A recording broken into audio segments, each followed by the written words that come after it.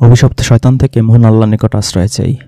সকল প্রশংসা সমগ্র বিশ্বের প্রতিপালক মহান আল্লাহর জন্য, যিনি পরম দয়ালু অসীম দয়াময়। পবিত্র কোরআনে আল্লাহ দুই ধরনের হাদিসের কথা বলেছেন, একটা আহসান আল হাদিস, একটা লাহু আল হাদিস। পবিত্র কোরআনকেই আল্লাহ আহসান আল হাদিস বলেছেন, আর কোরআন ব্যতীত অন্য সকল হাদিসকে আল্লাহ লাহু আল হাদিস বলেছেন। এখন এই লাহু আল হাদিসে আমাদের দোয়া কবুল নিয়ে অজস্র কাহিনী রচিত হয়েছে। ফরজ নামাজের পরে দোয়া কবুল হয়, আজান ও ইকামতের মাঝে দোয়া কবুল হয়, রমজানে দোয়া কবুল হয়, ইফতারের সময় দোয়া কবুল হয়, শেষ রাতে দোয়া কবুল হয়, বৃষ্টির সময় দোয়া কবুল হয়, আজানের সময় দোয়া কবুল হয়, অমুক অমুক তসবিহ তাহলিল পড়ে দোয়া করলে সেই দোয়া কবুল হয়, নির্যাতিতের দোয়া কবুল হয়। কিন্তু বাস্তবতা আমরা যা দেখি যে কারো দোয়াই কবুল হয় না। অনেকে তো এও বলে যে খাজা বাবার দরবারে কেউ ফেরে না খালি হাতে, তো সেই দরবারে গিয়ে দোয়া করলে তাও কবুল হয়। কিন্তু দুঃখজনক বিষয় হলো যে খাজা বাবার দরবারে দোয়া কবুল হবে তো দূরের কথা, জিন্দা খাজা বাবার নিজে দোয়া করলেও সেই দোয়াও কবুল হয় না। যদি তাই হতো তাহলে ফিলিস্তিনে হাজার হাজার লক্ষ লক্ষ মুসলিম এভাবে মারা পড়তো না, কারণ তাদের জন্য দোয়া করে না এমন কোনো মুসলিম সম্ভবত পৃথিবীতেই নেই। কিন্তু কই, তাদের উপর কি অত্যাচার থামছে, নির্যাতন থামছে? ফিলিস্তিন, কাশ্মীর, উইঘুর, কত কত জায়গায়, সেই মিয়ানমার থেকে শুরু করে কত জায়গায় কত মুসলিম নির্যাতিত হচ্ছে। কই, এত লক্ষ কোটি মুসলিম দোয়া করছে, সেই জুমার দিনে দোয়া করছে, জুমার দিনে দোয়া কবুল হয়, আজান ইকামতের মাঝখানে দোয়া কবুল হয়, তখন করছে তাও কবুল হচ্ছে না, ফরজ নামাজের পরে দোয়া করছে তাও কবুল হচ্ছে না, শেষ রাতে দোয়া করছে তাও কবুল হচ্ছে না, লাইলাতুল কদরে নাকি দোয়া কবুল হয়, তখন দোয়া করছে তাও কবুল হচ্ছে না, বৃষ্টির সময়, জমজম কূপের সময়, আরাফার দিনে কত শত জায়গায় যে হাদিসে বর্ণিত আছে যে অমুক অমুক জায়গায় অমুক অমুক সময় দোয়া কবুল হয়। কিন্তু প্রকৃত বাস্তবতা হলো যে কারো দোয়াই কোথাও কবুল হচ্ছে না। এর দুটো দিক আছে। এক হচ্ছে এই সমস্ত হাদিসের কারণে আস্তে আস্তে মানুষের আল্লাহর প্রতি ভরসা উঠে যায়। যারা একটু বুদ্ধিমান তারা দেখে যে এত দোয়া করছে মানুষ, আলেম ওলামা, পীর বুজুর্গ, কত শেখ মাশায়েখ, কিন্তু কই, কারো প্রতি অত্যাচার নির্যাতন থামছে না। আল্লাহ তো মুসলিমদের এই অবস্থার উন্নতি করছে না, বা আমার ব্যক্তিগত এই জিনিস আমি আল্লাহর কাছে চেয়েছি তাও তো পাচ্ছি না। তার মানে আল্লাহ জিনিসটাই যে নাস্তিকরা বলে যে আল্লাহ জিনিসটা আসলে ম্যানমেড, এটাই আসলে সত্য। যদি আল্লাহ থাকতো তাহলে এত হাজার লক্ষ মানুষের দোয়া কেন আল্লাহ কবুল করছে না? কেন ফিলিস্তিনে, কাশ্মীর, উইঘুর, মিয়ানমারের মুসলিমরা নির্যাতনের হাত থেকে বাঁচছে না? তাদের জন্য তো কত হাজার লক্ষ কোটি মানুষ দোয়া করছে। মানুষ এভাবে আস্তে আস্তে আল্লাহর প্রতি তার ভরসা উঠে যায়, এবং এমনও হয় যে মানুষ নাস্তিক হয়ে যায়। সমস্যাটা কোথায় আসলে? সমস্যাটা হচ্ছে এই লাহু আল হাদিসের উপর আমাদের ডিপেন্ডেন্সি, এবং এই লাহু আল হাদিসগুলো যে ভ্রান্ত এবং ম্যানমেড, এই বাস্তবতাটাই চোখে আঙুল দিয়ে আমাদের দেখিয়ে দেয় যে এগুলো সব মানুষ রচিত, এগুলো আল্লাহ রচিত না। আল্লাহ কোথাও বলেননি যে ফরজ নামাজের পরে দোয়া করলে আমি কবুল করব, আজান ও ইকামতের সময় দোয়া করলে আমি কবুল করব, বৃষ্টির সময় দোয়া করলে আমি কবুল করব, আরাফার দিনে দোয়া করলে আমি কবুল করব, জিলহজ মাসের প্রথম 10 দিন দোয়া করলে আমি সেই দোয়া কবুল করব, ইফতারের সময় দোয়া করলে আমি সেই দোয়া কবুল করব, শেষ রাতে দোয়া করলে সেই দোয়া আমি কবুল করব। কোথাও বলেননি। এগুলো সবই লাহু আল হাদিসের কিতাবে লেখা আছে। এই জিনিসটা যারা ধরতে পারে, যারা বুদ্ধিমান, যারা মুত্তাকি, তারা লাহু আল হাদিস থেকে সরে এসে আহসান আল হাদিসের দিকে চলে আসে। আর যারা বুদ্ধিমান না, যারা মোল্লাদের খপ্পরে পড়ে আছে, তারা হা হুতাশের জীবন কাটায়, সারাটা জীবন তার হা হুতাশের মধ্যে থাকে, এবং যত সে ইবাদত করে আল্লাহর, সে কখনো মনের মধ্যে সেই শক্তি, সেই সাহস, সেই ভরসা কখনোই পায় না। মনের কোনো না কোনো স্থানে, কোনো না কোনো কোনায় তার মনের মধ্যে এতটুকু উকি দেয় যে আল্লাহ কি সত্যি আছে। কত সময়, কত বিপদে আপদে, কত ভাবে, কত পদ্ধতিতে সেই হাদিস অনুযায়ী অমুক অমুক সময় যা যা বলেছে একেবারে পাই টু পাই হিসাব করে করে যেভাবে বলেছে, সেই অমুক অমুক নামাজ পড়ে, অমুক অমুক দুরূদ শরীফ পড়ে, অমুক অমুক দোয়া পড়ে, অমুকভাবে কেঁদে কেটে মিনতি করে, কাকুতি মিনতি হাজারে করেও করেছি, তাও তো দোয়া কবুল হয়নি। তারপর সে তার সারাটা জীবন এইভাবে আল্লাহর প্রতি দ্বিধা দ্বন্দ্বের থেকেই তার জীবনটা কাটিয়ে দেয়। কাউকে ভয়তে বলতেও পারে না। যদি কারোর সাথে শেয়ার করে বিষয়গুলো হয়তো সে তাকে নাস্তিক ভাবতে পারে, বা হয়তো ভাবতে পারে যে এর মুসলমানিত্বের সমস্যা আছে, মুমিনগিরিতে সমস্যা আছে।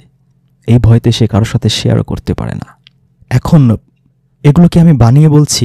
এগুলো আমি মোটেই বানিয়ে বলছি না। এগুলো লাহুয়াল হাদিসের পাতায় পাতায় আপনি খুঁজে পাবেন। আপনি তিরমিজি শরীফের 196 নম্বর হাদিসে গেলে আপনি দেখবেন হজরত আনাস রাদিয়াল্লাহু হতে বর্ণিত, হজরত মুহাম্মদ সাল্লাল্লাহু আলাইহি ওয়াসাল্লাম বলেন, আজান ও ইকামতের মধ্যবর্তী সময়ের দোয়া ফিরিয়ে দেয়া হয় না। রাতের শেষ তৃতীয়াংশে, মুসলিম শরীফের 1263 নম্বর হাদিসে আছে, প্রত্যেক আবু হুরায়রা থেকে বর্ণিত, প্রত্যেক দিনের রাতের শেষ তৃতীয়াংশে আল্লাহ সবচেয়ে নিচের আসমানে নেমে আসেন এবং বলেন, কে আমাকে ডাকছো, আমি তোমার ডাকে সাড়া দেব। কে আমার কাছে চাইছো, আমি তাকে তা দেব। কে আছো আমার কাছে চাইছো, আমি তাকে তা দেব। কে আছো আমার কাছে ক্ষমা প্রার্থনাকারী, আমি তোমাকে ক্ষমা করে দেব। এই শেষ রাত নিয়ে আমি লাইলাতুল কদরের ভিডিওতে আলোচনা করেছি। এটা পুরোপুরি ম্যানমেড, কারণ আল্লাহ কুরআনে অজস্র আয়াতে বলেছেন তিনি আরশের সমাসীন। সেখানে প্রতি রাত্রে আল্লাহকে টেনে হিঁচড়ে প্রথম আসমানে নামিয়ে আনা হচ্ছে। এমন ভাব যে আল্লাহ আরশে, সেখান থেকে আমাদের কথা শোনেন না, আমাদের ডাক শোনেন না, তাকে নিচে আনতে হয়। আর সায়েন্টিফিকভাবেও এই হাদিসটা যায় না, কারণ আমরা জানি যে পৃথিবী স্থির নয় এবং শেষ রাত এক সময় সারা পৃথিবীতে হয় না। পৃথিবীতে সব সময় 24 ঘন্টায় কোনো না কোনো স্থানে শেষ রাত, কোথাও সকাল, কোথাও দুপুর।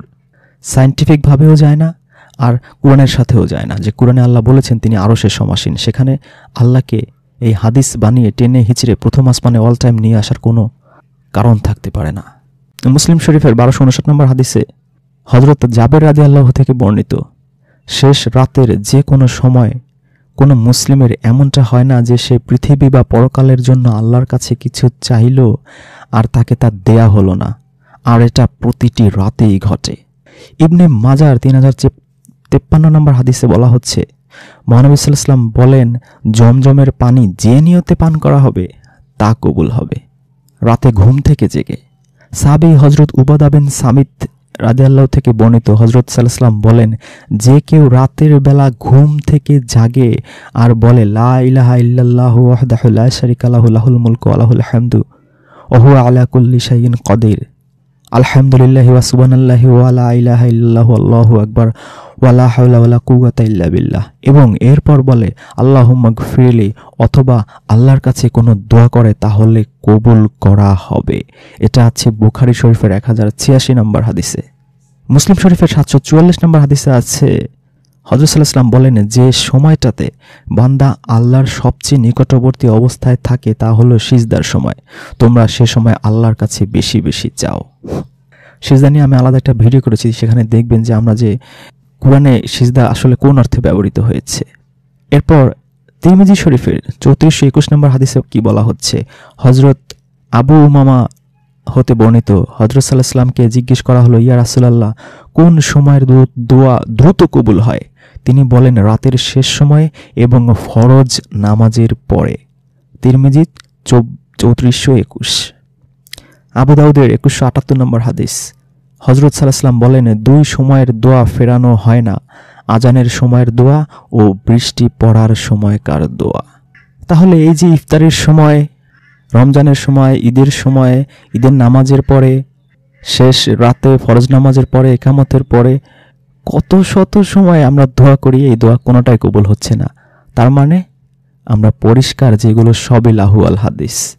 আর এগুলো যদি সত্যিকারের হাদিস হতো তাহলে মুসলিমদের কনফিডেন্স, ভরসা আল্লাহর প্রতি আরও বেড়ে যেত, ঈমান আরও বেড়ে যেত, এবং কোথাও কোনো মুসলিম নির্যাতিত হতো না। আর দোয়া কবুল হয় এটা মানে এই বিষয়টা তো আসলে যুক্তিতেও খাটে না যে অমুক অমুক সময় যেই দোয়া করা হয় সেই দোয়াই কবুল হয়। ধরুন দুজন মানুষের মধ্যে শত্রুতা সৃষ্টি হলো, রইসুদ্দিন আর হামিদুদ্দিন। এখন রইসুদ্দিন আল্লাহর কাছে শেষ রাতে বা ফরজ নামাজের পরে বা আজানের সময় বা একামতের সময় বা আরাফার ওইখানে গিয়ে বলল, আল্লাহ, রইসুদ্দিন যদি দোয়া করে যে হাকিমুদ্দিন যেন ল্যাংড়া হয়ে যায়, লুলা হয়ে যায় বা কানা হয়ে যায়। অন্যদিকে হাকিমুদ্দিনও এরকম হাদিসের, লাহুয়াল হাদিসের বই খুঁজে ওই সেম টু সেম পদ্ধতিতে দোয়া করে যে রইসুদ্দিন যেন ল্যাংড়া লুলা বা কানা হয়ে যায় বা মরে যায়। দুজনের দোয়াই তো কবুল হওয়ার কথা, তাহলে অবস্থাটা কি হবে ভেবে দেখেছেন?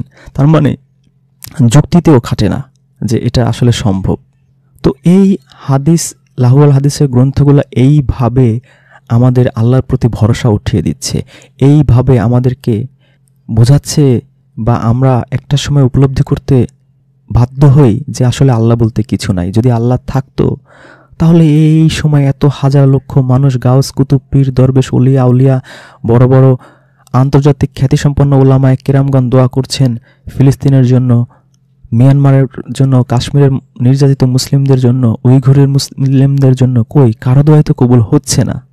এইভাবে আল্লাহর প্রতি আমাদের ভরসা উঠে যাচ্ছে। এইভাবে একটা সময় মনে হয় যে আল্লাহ বলতে আসলে কিছু নাই, নাস্তিকরা যা বলে ঠিকই বলে। অথবা যদিও পুরোপুরি সেইভাবে চিন্তা চেতনা বা বিবেক বুদ্ধি উপলব্ধি না আসে, তারপর মানুষের ইবাদতে বা ইমানে অনেক ঘাটতি চলে আসে বা অনেক দুর্বল হয়ে যায়। আল্লাহর প্রতি তার ইমানটা অনেক দুর্বল হয়ে যায়, যে আল্লাহ আছে কি নাই এই বিষয়টা তাকে বারবার বারবার ভাবিয়ে তুলতে বাধ্য সে। কারণ সে তো মানুষ, সে তো বাস্তবতা দেখেই সে শেখে। বাস্তবতায় সে যখন দুচোখ মেলে দেখে যে যা যা লেখা সেই অনুযায়ী এত হাজার লক্ষ মানুষ আল্লাহর কাছে চাইছে, কিন্তু আল্লাহ কারো দোয়াই কবুল করছে না, তার মানে আল্লাহই নেই, অথবা আল্লাহ শোনেও শোনে না।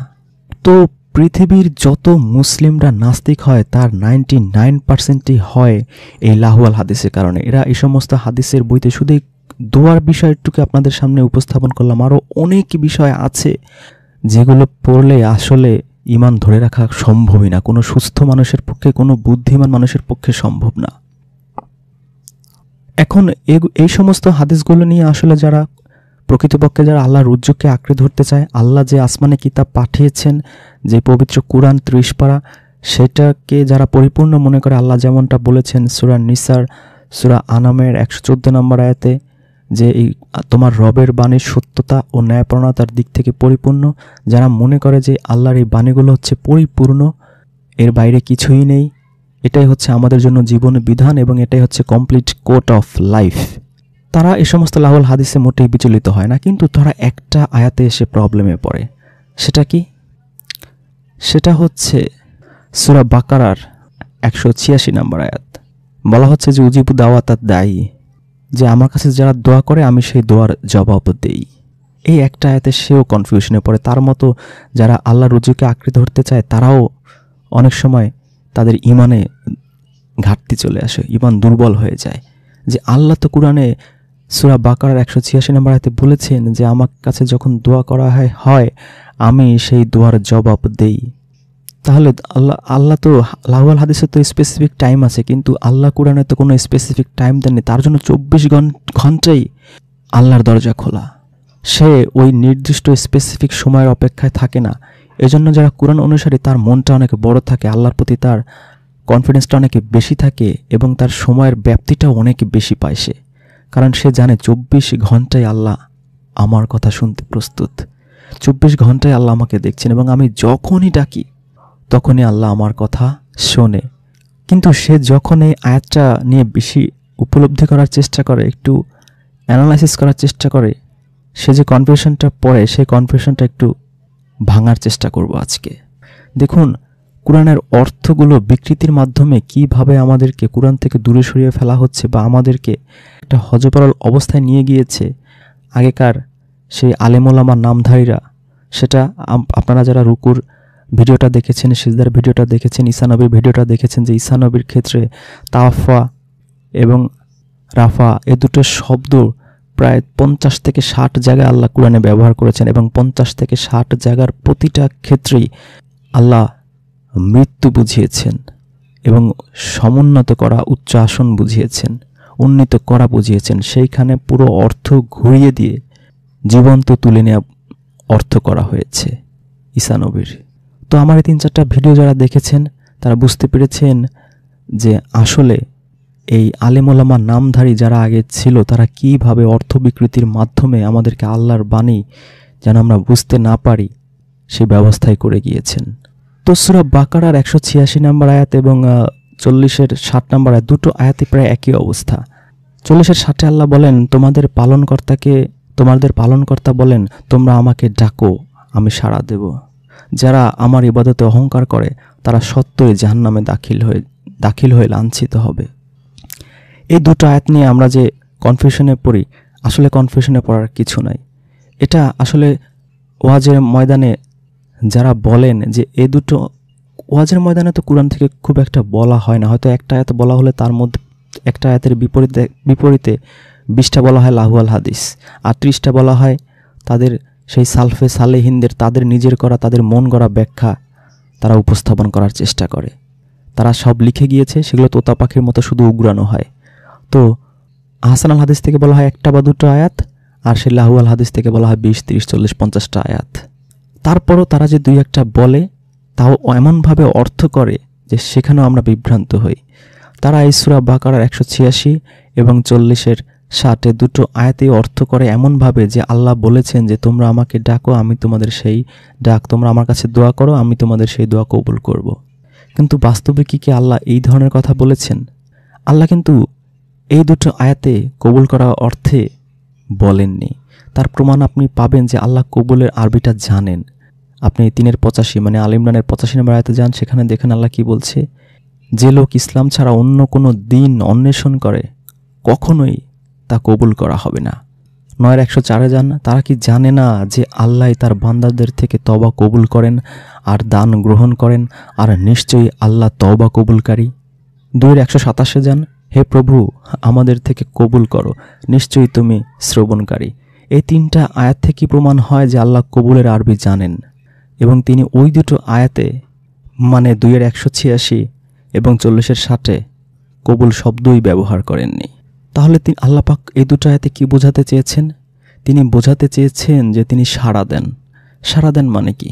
সাড়া দেন শব্দটা আপনি অনেকভাবে নিতে পারেন। ধরুন আপনি আপনার বাবার কাছে একটা বাইক চাইলেন, এখন আপনার বাবা আপনাকে অনেকভাবে সাড়া দিতে পারে।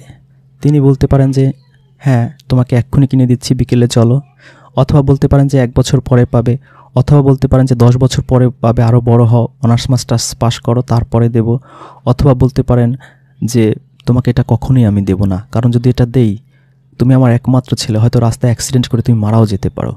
তাহলে আপনার বাবা আপনার এই দোয়াটাকে, এই প্রার্থনাটাকে অনেকভাবেই কিন্তু তিনি সাড়া দিতে পারেন। ঠিক তেমনি আল্লাহ পাক আমাদের ডাকে এইভাবেই সাড়া দেন। কোনভাবে? কখনো আমরা যা চাই তা দিয়ে, কখনো না দিয়ে। কারণ আল্লাহ কুরআনেই বলেছেন যে তোমরা আমার কাছে এমন অনেক কিছুই চাও, তোমরা হয়তো যা মনে করো কল্যাণকর, আসলে তা তোমাদের জন্য অকল্যাণকর। এই আয়াত দ্বারা আল্লাহ বুঝিয়ে দিয়েছেন যে আমরা অনেক সময় অনেক কিছুই চাই যা আমাদের জন্য কল্যাণকর নাও হতে পারে।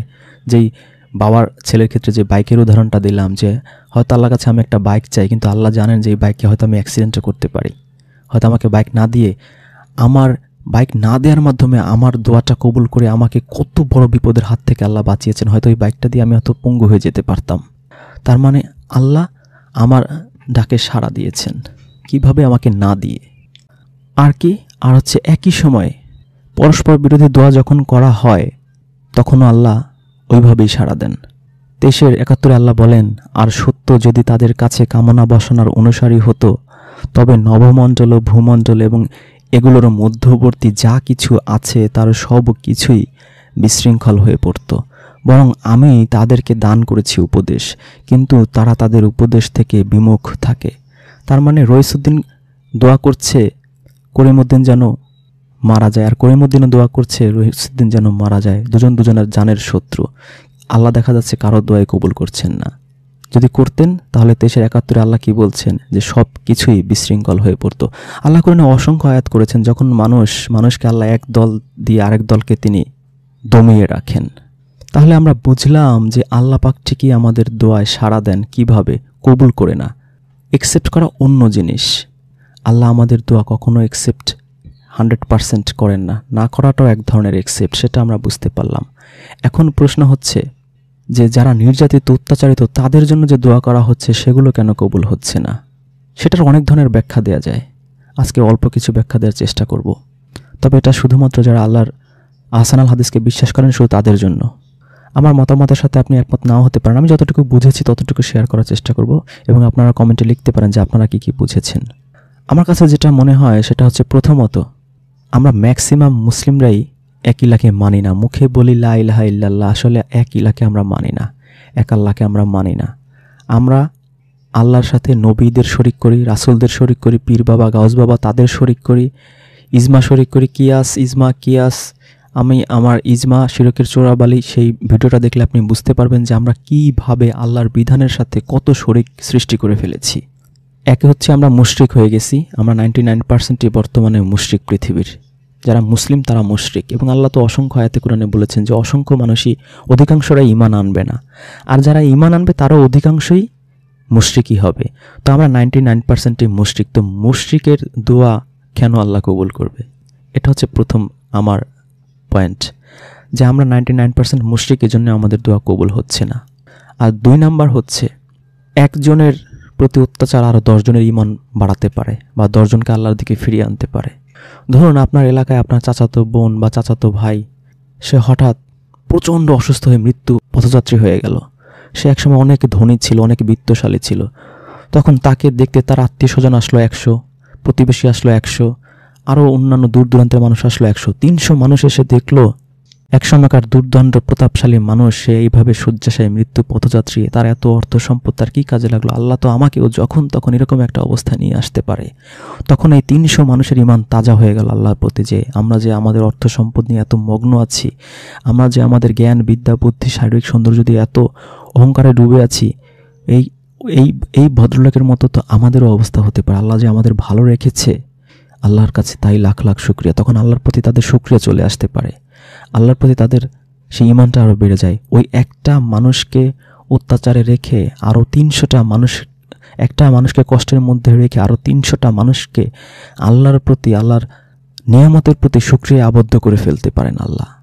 এইভাবে একজনকে দিয়ে আল্লাহ 300 জনের ঈমানের পরিবর্তনের হয়তো পরীক্ষা আল্লাহ করেন। এটা হচ্ছে আমার দ্বিতীয় যুক্তি, যে আল্লাহ ওই ফিলিস্তিনে, ওই অমুক জায়গায় তমুক জায়গায় এইভাবে নির্যাতিত রেখে বাকি সমগ্র মুসলিম বিশ্বকে আল্লাহ বা সমগ্র পৃথিবীর মানুষকে দেখাতে চাচ্ছেন, দেখো তোমরা কত ভালো আছো, অমুক জায়গার মানুষ কত অত্যাচার নির্যাতনে আছে, খেয়ে না খেয়ে আছে, শান্তিতে ঘরে থাকতে পারছে না, ঘুমোতে পারছে না, ছোট ছোট বাচ্চারা কি অবস্থা তাদের, তোমরা কত ভালো আছো, তোমরা কেন তোমরা যে অবস্থায় আছো, তোমরা হয়তো ভালো, আজকে ভালো মাংস জোটেনি, ভালো মাছ জোটেনি, তাই তোমরা আল্লাহর প্রতি করছো যে খেতে পারছি না, দেখো ওরা একেবারে না খেয়ে গাছের পাতা খেয়ে আছে, তাদের চেয়েও তো ভালো আছে, এতটুকু নিয়ে অন্তত শুকরিয়া আদায় করো। তোমাদের দেশে তো আর ওইভাবে যুদ্ধ চলছে না, তাই নিয়ে অন্তত শুকরিয়া আদায় করো। এইভাবে আল্লাহ সারা পৃথিবীর মানুষকে শুকরিয়ায় আবদ্ধ করতে পারেন। আরেকটা কি, 3 নাম্বার যে যুক্তি আমার, সেটা হচ্ছে যে আসলে যারা মুমিন, যারা মুত্তাকি, তাদের কাছে ইন্না লিল্লাহি ওয়া ইন্না ইলাইহি রাজিউন, তারা সবসময় মনে করবে যে পৃথিবীটা কী জন্য? পৃথিবী তো আমার শান্তির জায়গা না, আমার থাকারও জায়গা না। এখানে আমি ভালো থাকি বা খারাপ থাকি এটা নিয়ে আমি মোটেই বিচলিত না। আল্লাহ আমাকে পাঠিয়েছেন, আবার ইন্না লিল্লাহি ওয়া ইন্না ইলাইহি রাজিউন, আবার আমি তার কাছেই, নিশ্চয়ই আমি তার কাছ থেকে এসেছি, আবার তার কাছেই চলে যাব। তো আমি তার কাছে যত দ্রুত চলে গেলাম, তত অল্প পাপ করলাম, তাড়াতাড়ি তার কাছে চলে গেলাম। আমার এটা নিয়ে আমার কোনো আফসোস নাই, কোনো দুঃখ নাই। তবে যতটুকু সময় আমি পৃথিবীতে আছি, ততটুকু অল্প সময় আমি আল্লাহর নিয়ামতের শুকরিয়া আদায় করে থাকবো, ততটুকু সময় আমি এক ইলাতে ভরসা করে থাকবো, ততটুকু সময় আমি আমার ঈমান, আমার ঈমানত্ব, আমার মুমিনত্ব, আমার মুত্তাকিত্ব, আমি যে মুত্তাকি সেটা প্রমাণ করি আমি যাব। আমি আল্লাহ 20 বছর বাঁচিয়ে রাখুক, ততটুকু সময় আমার জন্য যথেষ্ট, আমি যে সত্যিকারের মুমিন সেটা প্রমাণ করার জন্য। তো অল্প সময় বাঁচিয়ে রেখে অল্প সময় উঠে নিলে তা একজন মুমিন, যে তার তো আফসোস থাকার কথা না, তার তো 200 বছর বাঁচার দরকার নেই। আল্লাহ যদি তাকে 20 বছর বাঁচায় তাতেই সে সন্তুষ্ট থাকবে। আল্লাহ যদি তাকে গাছের পাতা খাওয়ায় তাতেই সে সন্তুষ্ট থাকবে। আমার 4 নাম্বার যুক্তি হচ্ছে যে মুসলিমদেরকে যে আল্লাহ বারবার সাবধান করেছেন, তোমরা আল্লাহর রজ্জুকে শক্তভাবে আঁকড়ে ধরো, পরস্পর বিচ্ছিন্ন হয়েও না। যে মুসলিমদেরকে আল্লাহ বারবার বলেছেন যে তোমরা আল্লাহর রজ্জুকে শক্তভাবে আঁকড়ে ধরো, পরস্পর বিচ্ছিন্ন হয়েও না। তো আমরা যে আল্লাহর রজ্জুকে শক্তভাবে আঁকড়ে না ধরে, মানে আল্লাহর কোরআনকে শক্তভাবে আঁকড়ে না ধরে পরস্পর বিচ্ছিন্ন হয়েছি, শিয়া হচ্ছি, সুন্নি হচ্ছি, ইবাদি হচ্ছি, তারপরে আবার প্রত্যেকে আবার বিভিন্ন দল উপদল বানাচ্ছি, হানাফি, শাফি, হামলি, মাঝহাবি, লামাঝহাবি, তাবলিগি, জামাতি, চরমনাই, পীরবাদী, মাজারবাদী, সুফিবাদী, হিজবুতি, মানে অভাব নেই। এরকম শত শত দল বিভক্ত হয়ে এক দল আরেক দলকে দেখতে পারছি না, কাফের মুরতাদ মনে করছি অন্য গ্রুপকে। এইভাবে শতদা বিভক্ত হয়ে আমরা নিজেরাই ঝগড়া বিবাদে লিপ্ত। আমরা আল্লাহর যে অর্ডার, যে আল্লাহর কোরআনকে শক্তভাবে আঁকড়ে ধরো, পরস্পরকে বিচ্ছিন্ন হয়েও না, এই যে পরস্পরে আমরা বিচ্ছিন্ন হয়ে আল্লাহর কোরআনকে আঁকড়ে না ধরে আমরা সেই লাহুয়াল হাদিসকে আঁকড়ে ধরে সেই হাদিস অনুযায়ী আমল করতে গিয়ে এইভাবে বিচ্ছিন্ন হয়ে যে দুর্বল হয়ে পড়েছি, এটাও আমাদের জন্য একটা শাস্তি, যে আমরা যতদিন এরকম বিচ্ছিন্ন থাকবো এবং নিজেরা এক গ্রুপ অন্য গ্রুপকে কাফের মুরতাদ মনে করব, সহি মুসলিম মনে করব না, ততদিন আমরা অন্য দল দ্বারা অত্যাচারিত হব, নির্যাতিত হব। শুধু যে কাফের মুশরিকদের দ্বারা নির্যাতিত হব তাই না, ইভেন আমরা মুসলিমরাও মুসলিমদের দ্বারা নির্যাতিত হব। কিভাবে? দেখুন, আপনার চারপাশে তাকিয়ে দেখুন, সবচেয়ে বড় ঘুষখোর, সুদখোর, জুলুমকারী, নির্যাতনকারী, গীবতকারী, মিথ্যুক, ভণ্ড, প্রতারক আপনি কয়জন হিন্দু, খ্রিস্টান, বৌদ্ধ পাবেন? দেখবেন 99% আপনি মুসলিমই পাবেন। তার মানে আমাদেরই ইমান, আমল, আকিদা নিজেদের মধ্যেই বড় ধরনের ঝামেলা আছে।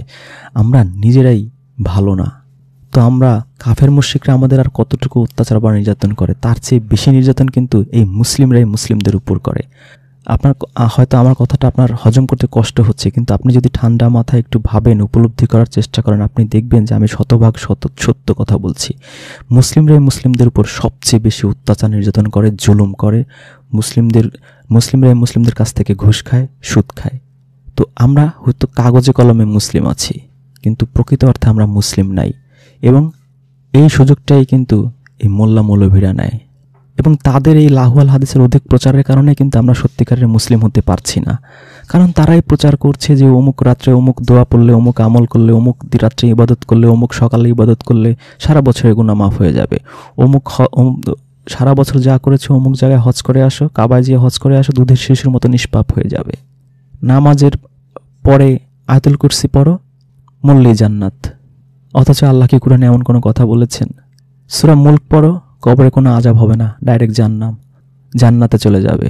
সূরা ইয়াসিন পড়ো, এই সূরা ইয়াসিন তোমাকে রাত্রে ঘুমানোর সময় সূরা ইয়াসিন পড়ো, সে তোমাকে সুপারিশ করে নিয়ে যাবে।